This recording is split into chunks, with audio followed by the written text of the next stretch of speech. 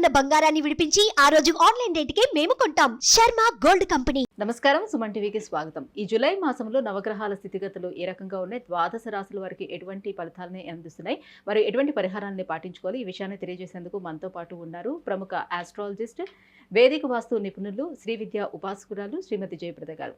అమ్మ నమస్కారం. నమస్తే అమ్మ, శ్రీమాత్రి నమః. అమ్మ, ఈ జూలై మాసంలో ద్వాదశ రాశుల వారికి ఏ రకంగా ఉండబోతుందో తెలియజేసే ముందు నవగ్రహాల స్థితిగతులు ఈ జూలై మాసంలో ఏ రకంగా ఉన్నాయో చెప్తారా? గోచార ఫలితాలు అనేది ఎప్పుడు కొన్ని ఏంటంటే మనకి వచ్చే శాతంలో 20% పనిచేస్తాయి. 100కి 100% పనిచేస్తే మన జన్మజాతకం. సో గోచార ఫలితాలు ఎప్పుడు తీసుకోవాలంటే జన్మజాతకం పూర్తిగా లేని వాళ్ళు గోచార ఫలితాలు తీసుకోవాలి. జన్మజాతకం ఉన్నవాళ్ళు గోచార ఫలితాలను ఎలా తీసుకోవాలి అంటే వాళ్ళకి ఇప్పుడు దశలు నడుస్తుంటే ఆ దశలో గోచారంలో నడిచే గ్రహాల వల్ల వచ్చే ఇబ్బందులు ఏమైనా ఉన్నాయా, ఈ దశకి ఆ దశకి రిలేట్ అవుతుందా, అయితే ఒకవేళ వచ్చే ఇబ్బందులు ఇవి ఇంపార్టెంట్ అనమాట. సో గురుదశ నడుస్తూ ఉంది.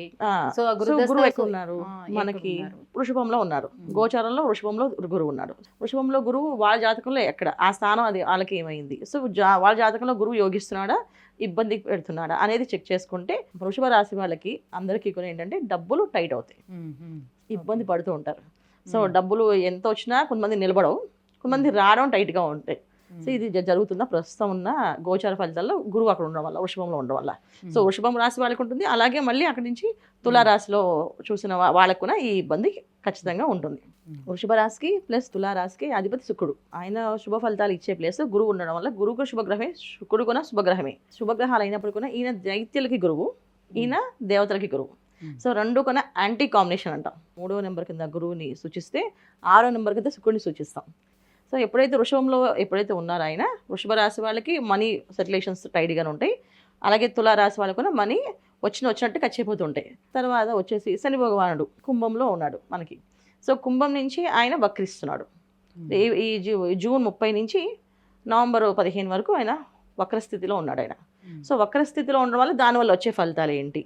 ఓకే, సో 4 రాశుల వాళ్ళకి చాలా ఇబ్బందిగా ఉంటుంది, 4 రాశుల వాళ్ళకి కొంచెం ఉపశమనం కలుగుతుంది, మిగతా 4 రాశుల వాళ్ళకి హ్యాపీగా ఉండే అవకాశం ఉంది.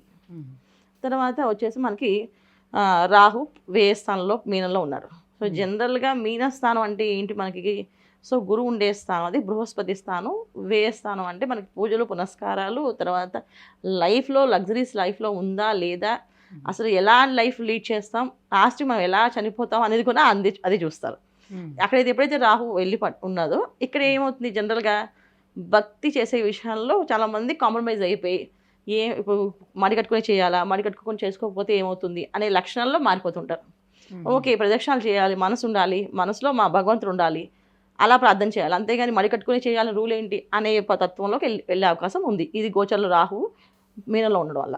రాహు వల్ల మొత్తం ఇప్పుడు ఎప్పుడైతే గోచారంలో ఆయన 12th హౌస్లో ఉన్నాడో అన్ని రాశుల్లో కొంచెం ఈ ప్రభావం పడుతుంది.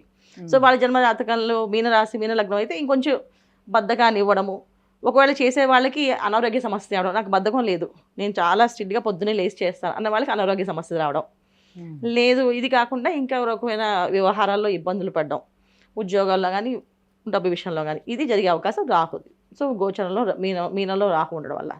తర్వాత వచ్చేసి కేతు వచ్చేసి మీ కన్యలో ఉన్నాడు, అది జనరల్గా ఏంటంటే 6వ స్థానం కన్యా.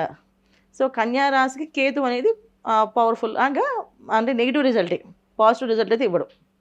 సో ఎప్పుడైతే కేతు కన్యా రాశిలో పడ్డాడో ఆరోగ్య సమస్యలు ఎప్పుడైనా అంతే.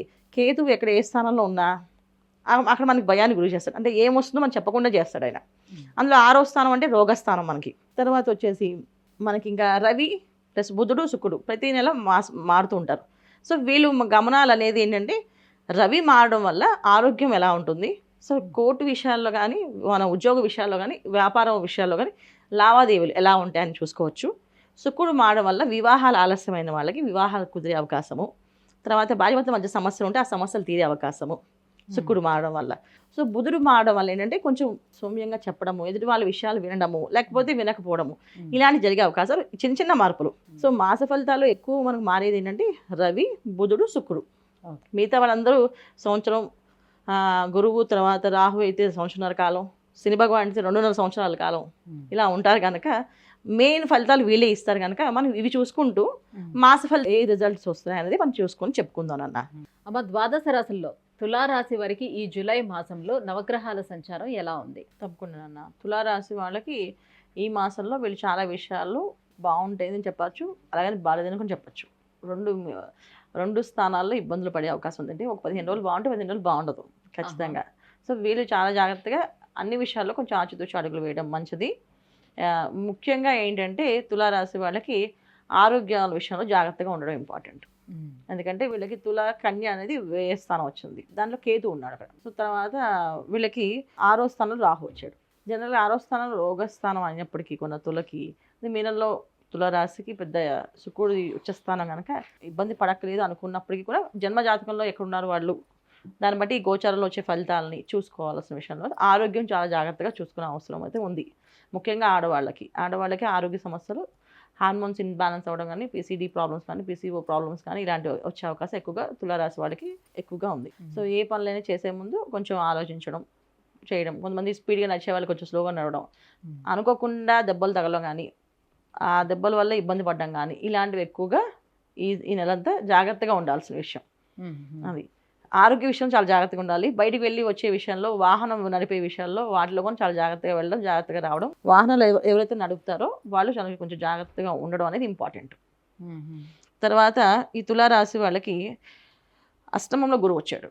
సో మనకి మామూలుగా గోచరంలో వృషభంలో గురువు అంటే వీళ్ళకి అష్టమ స్థానం అయింది. తుల ప్లస్ వృషభం రెండు కూడా స్వస్థానం అయినప్పటికీ కూడా అష్టమ స్థానం గురువు అనేది ఎప్పుడు ఏంటంటే ఏదో ఒక తెలియకుండా ఒక అప్పు చేస్తే ఈ నెల అప్పులు ఏమి చేయకండి, ఆ అప్పు మళ్ళీ జన్మలో తీరదు. ఈ నెల లోన్స్ తీసుకోవడం కానీ, అప్పుల జోలికి వెళ్ళడం కానీ, ఒకవేళ అప్పుల కోసం అప్పు ఎవరైనా చేసుకుంటే వాళ్ళకి మీరు షూటీ పడ్డం కానీ చేయకండి. అలా చేయడం వల్ల ఖచ్చితంగా మీరు ఇబ్బంది పడే అవకాశం ఎక్కువగా ఉంది. అందుకని అష్టమ గురువు, తర్వాత షష్టమ రాహువు, 12th హౌస్ కేతు, ఈ 3 గ్రహాలు మెయిన్ ఇంపార్టెంట్ రోల్ తులారాశి వాళ్ళకి. అందుకని శని భగవానుడు పంచమ స్థానాధిపతి అయినప్పటికీ కూడా ఆయన వక్రించి ఉన్నాడు. ఆయన వక్రించి నవంబర్ దాకా ఆయన మనకి కరెక్ట్ స్వస్థానంలోకి ఆయన కరెక్ట్గా రాలేడు.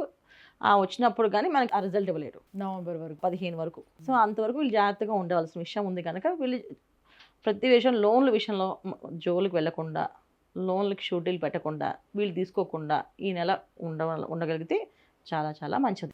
తులారాశి వారు ఎటువంటి పరిహారాన్ని పాటించాలి ఇందుకోసం? సో తులారాశి వాళ్ళు మెయిన్ పాటించవలసిన ఆరాధన ఏంటంటే, ఆరోగ్యం ఏదైతే ఆడవాళ్ళకి ఇబ్బందిగా ఉందో వాళ్ళు దుర్గా ఆరాధన చేయడం, దుర్గమ్మ వారిని పూజించడం. దీనివల్ల వీళ్ళకి ఆరోగ్య సమస్య నుంచి బయటపడే అవకాశంగా ఉంటుంది.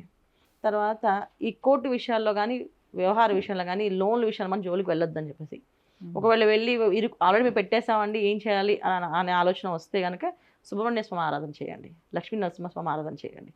సో ఎందుకంటే ఆ యొక్క ఎనర్జీస్ నుంచి బయటపడడానికి వాళ్ళ ఆరాధన చేయడం వల్ల నివారణ ఉంటుంది మనకి. అమ్మ, తులారాశి వారికి ఈ జూలై మాసంలో ఎలా ఉండబోతుంది, ఎలాంటి పరిహారాన్ని పాటించాలి, దైవారాధన చేయాలి, విషయాన్ని తెలియజేసినందుకు ధన్యవాదాలు. నమస్తే అమ్మ, శ్రీమాత్రే నమః. సుమన్ టీవీలో మీ పర్సనల్ అండ్ బిజినెస్ ప్రమోషన్స్ కోసం కింది నెంబర్కి కాంటాక్ట్ చేయండి.